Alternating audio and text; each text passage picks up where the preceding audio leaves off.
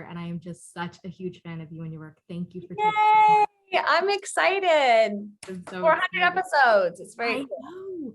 So first off, right there, I have to start off with that. You joined the show back in season 9, and now you are ending season 18, which is such an incredible and insane journey. Looking back, what is the biggest change or biggest evolution you think for the character of Jo, and what has it been like to see her growth? To stay with a character for that long is pretty incredible. Yes, it's really wild. And when you stay with a character that long, it honestly feels like such a gift, because you end up kind of growing up almost with the character. I mean, it's been a decade. And now, like, I have a 1-year-old, she has a 1-year-old. It's very strange. But I think that for her biggest personal growth probably came from finally meeting her mom, honestly, and getting an answer to her childhood, which she had wondered her entire life. How did she come into this world? What did her mom look like? What was that story? And of course, it sent her on a whole other journey for her mental health, which I think is really inspiring. And to see her go into treatment, and so that to me was probably her biggest moment of growth thus far on the show.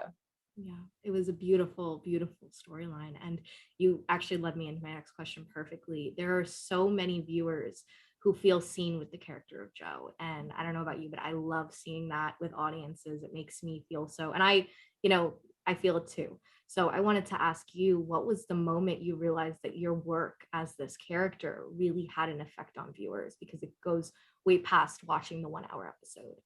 I think when it really hit home for me was we did an episode surrounding sexual assault. Okay, so that was the standalone episode where Jo met her mom and then was dealing with a patient who had been raped. And then I remember reading, we had put the hotline, the numbers to call for if you had been sexually assaulted, and reading afterwards that they had received, their calls had skyrocketed. And so there were more women coming forward from the experience, and just that really hit home for me, because we meet fans on the street and they say that they love the show and the characters and stuff like that, but this, just to see the numbers on paper, I just was like, wow, this show has huge reach. And that episode in particular, it was incredible to see the bravery of these women coming forward. It's one of the best episodes of television that I've seen, but especially Thank you. That scene with all the women lined up. The whole way of women, yeah. Oh my God, just so amazing. Very it's really amazing the reach that television can have and the power it has. Yeah.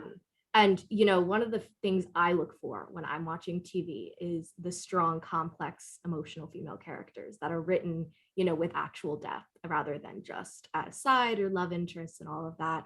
And Grey's Anatomy really puts the women front and center, which I love. On top of that, yes, I think that we do a good job. I hope, yes. What does it mean to you to be part of a show that does that? Because not every show does do it. And there's not a lack in any regard. It's not just one female character. It's a whole array that people can really enjoy. Yes. Well, obviously we have these incredible showrunners running the show who set the tone. So Shonda Rhimes, who obviously created it. Now we have Krista Vernoff running the show. It is huge to the value of the show to show women in power and taking charge. And I also just have to comment on the fact that what you see on the screen is produced by a huge crew. And what I really love about our show is the amount of women we employ behind the scenes in all of these positions, which adds to the tone that people don't get to see. So the female directors that come in and direct, our DP, it just across the board, I've never seen a set like that. So both in front and behind the camera, the fact that we have powerful women involved it's an incredible experience. I'm very proud to be part of the show. Yeah, it's beautiful. It's amazing. And for me, this show was introduced to me by my mother. So we watch it together now. I love that. That's so great. By the way, I hear that all the time. That's so amazing. It's a generational thing. Even when I was catching up, she would come into the room and remember exactly. She would be like, oh my God, I remember that scene. That's the dinner Oh party my episode God. and all that. I love it. It's amazing. So, it is being passed down. So I wanted to ask you, what is it like to have that, to see these fans that have passed it down to generations, and the show will be obviously passed down going forward. It's one of those shows that everyone can enjoy it together.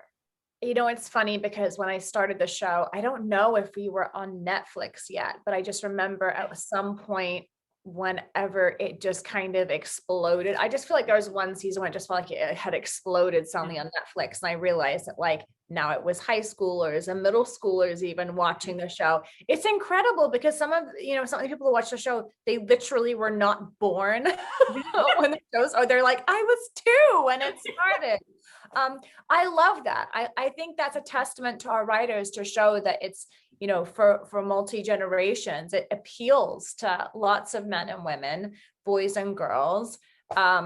Growing up, I think it's definitely a testament to them. And we've seemed to find a new fandom, every summer. And in the lockdown, I know so many people ended up binge watching it too. And like, I just watched 100 seasons of Grey's Anatomy.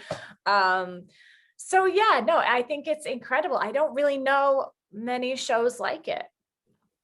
No, really not. And I'm so excited for tomorrow's episode. It's going to mark, a huge milestone, but also we're getting April and Jackson back in the finale, which 2 hours, that it's just a combination for some great stuff. But can we look forward to Joe having some good interactions with April or Jackson or both of them? I can't spoil a lot, but what I can say is I didn't get to work with either of them. I know. I was really crossing my fingers for some April and Joe. Like I was really running with Jackson. My bridge. Hi. No, I didn't get to work with either of them, and I'm so sad about it. And I was texting with Jesse, and I was like, we have no scenes together, and he was like, yep, it's on my contract. We never work together ever again. But no, I'm bummed. I'm really bummed that we didn't cross paths. But Joe has scenes with other people, obviously, in the show that are. It's a great season finale. There's a lot of drama. I think there's things that people will be so excited about and scream at their screens about. As per usual, that's how we do it. Exactly. It's never a dull episode. It really is. If a J-April spinoff happens, I expect you to guest star though. We gotta make that. Of course. Absolutely. That'll be in my contract. I have to be in the J-April spinoff. I'm gonna pitch it to Sarah on Friday. I'm speaking her. I'm pitching it to her. I'm in. Sold.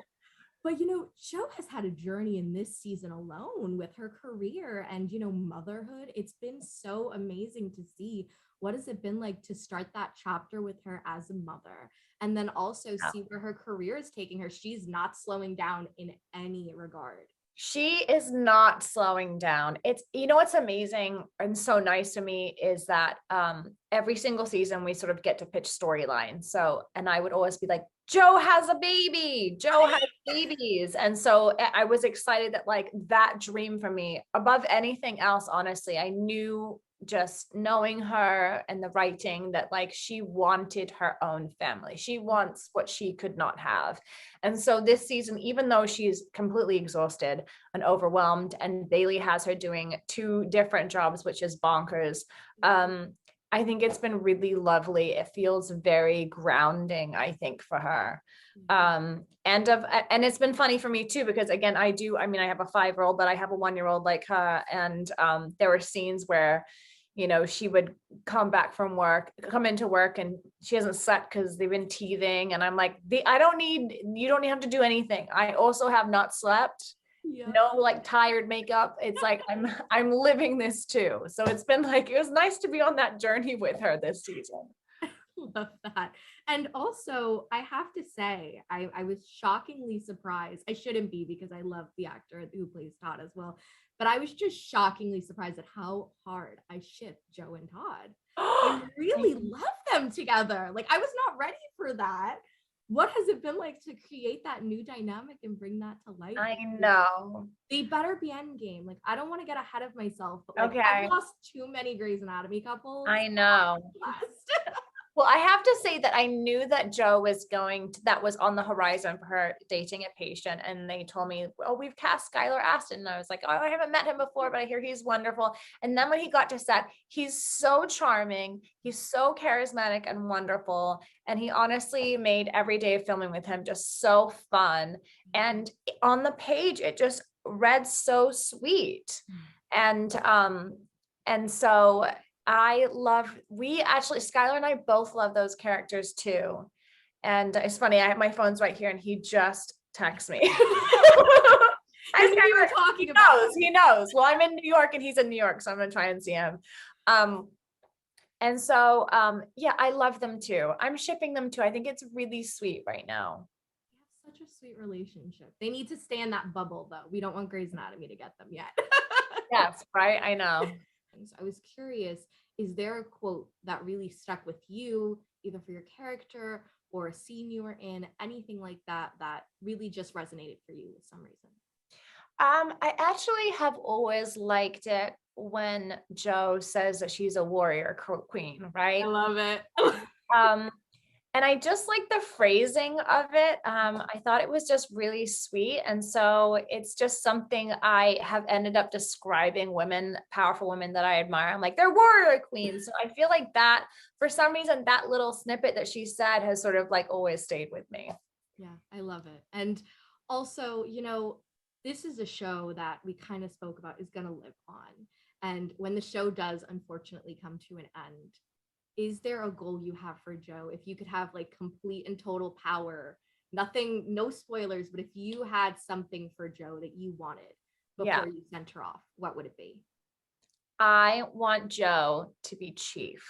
I want to sit in that chair, and boss everybody around and rule the hospital. Who do we need to talk to? Chief Wilson sounds good to me. I love it. Loving it. Oh my gosh. And what do you hope her legacy is as a character? Oh, wow. That's like a big question. No one's ever asked me that. What is her, what so I hope her legacy is? I think it's actually pretty simple for me. I hope that she just leaves behind her other interns coming up underneath her that have sort of been in the same position as her, that see that even without that support system or family or money or, all the things that, kind of really help cushion you, that you can still do it. And so her legacy is she did it herself, and that inspires new doctors that come into the hospital, I love that. Oh my gosh, that's my favorite answer. That was such a great answer. And Joe really has made her mark on everyone, but I have to imagine it's even more personal for you playing her. Is there anything you've taken and you feel like you're going to apply in your own personal life when you do leave her behind? Oh my goodness. These are great questions. I have to go the deep questions. I love these characters. I have to go. I know. I love them too. I mean, so what is something that I will take with me from Joe to give away? Whether that's a lesson or anything she's done, something like that. I think that, well, to me, I have to like speak on this because I think it's really important. To me, the way she continues, because she actually kind of talks about continuing it, and she did work on her mental health and make herself a priority and ask for help, is, I think, super incredible and something that I will be influenced by forever, because I think that your mental health is something that sometimes you put aside. We go work out, but we don't, we don't take care of ourselves on the inside sometimes. And I think that she's a good reminder to me to make sure to always check in with myself, that if I ever need to ask for help, that I ask for help. I feel like sometimes with television, they shy away from talking about mental health. I was so happy to see that storyline tackled, and you gave that performance, but it meant a lot to a lot of people. It was a first introduction to me to EMDR, which I believe is the therapy that she was doing. filmed a long time ago now, but I thought it was a great way to show what that was to people who hadn't seen it. I hadn't seen it. We had someone on set helping, us go through it and everything. And I just thought it was great for people to understand what that looks like, and for people having been through that and done it to see themselves represented on screen. I want to give you a fun question before I let you go. There are Okay. so many amazing characters on this show. But unfortunately, there are some that I didn't get to see Joe interact with before Yes. into the show. So instead of asking who you want to come back, I want to ask you, what is a dynamic you would have loved to see with a character, dead or alive, with Joe? I think that Lexi and Joe might have been friends. And I see this on my Twitter all the time, and we missed each other by like an episode, because I think like literally an episode. I have a feeling that they might have been friends. I feel like, there's something similar about them and their vulnerability, but yeah, I'm going to pick Lexi Gray. That's the perfect answer. And Camilla, thank you so much. Thank you so much. The activists, directors, comments and the lectures, fanboys, professional artists and professors. Maybe a nerd who's just like you, talking about the things that you like too. So I invite you to the NOC. In full color, you see me.